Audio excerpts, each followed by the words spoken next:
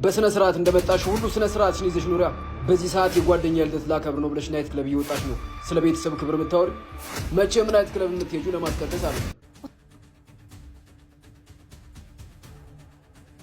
ሰን ወዴት ልትሄጂ ነው?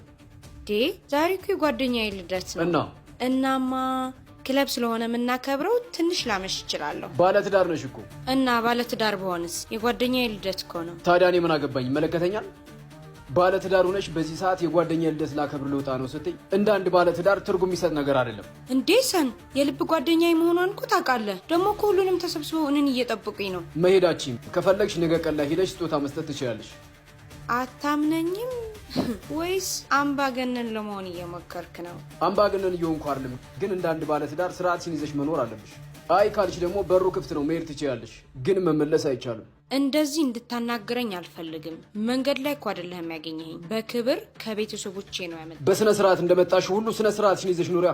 በዚህ ሰዓት የጓደኛ ልደት ላከብር ነው ብለሽ ናይት ክለብ እየወጣሽ ነው ስለ ቤተሰብ ክብር የምታወሪ? መቼም ናይት ክለብ የምትሄጂው ለማስቀደስ አይደለም። ልትቆጣጠረኝ እየሞከርክ ነው እንዴ? ከኔ ጋር መኖር ከፈለግሽ ስነ ስርዓት የሚባለውን ነገር መርሳት የለብሽም። ካልተመቸሽ ደግሞ መሄድ ትችላለሽ። ትዳር በመከባበር እንጂ በጭቅጭቅና በጉልበት የሚመራ ነገር አይደለም። እንግዲያውስ ነፃነቴን እየነፈከኝ ስለሆነ ከአንተ ጋር መለያየት እፈልጋለሁ። በእውነት በጣም ደስ ይለኛል። እኔም ሰላሜን ላግኝ፣ አንቺ በነፃነትሽን አታጥሚ። ውይ በጣም አሳዘንከኝ። አንተ የምትፈልጋትን ሴት በዚህ ዘመን እንዳገኝ መስሎ ነው? ስነ ስርዓት የሌላት ሴት ክለብ ከሆነ የምትገኘው፣ ስነ ስርዓት ያላት ሴት መንፈሳዊ ቦታ ነው የምትገኘው ማለት ነው። አንቺም ነፃነትሽን ክለብ ሄደሽ ፈልጊ።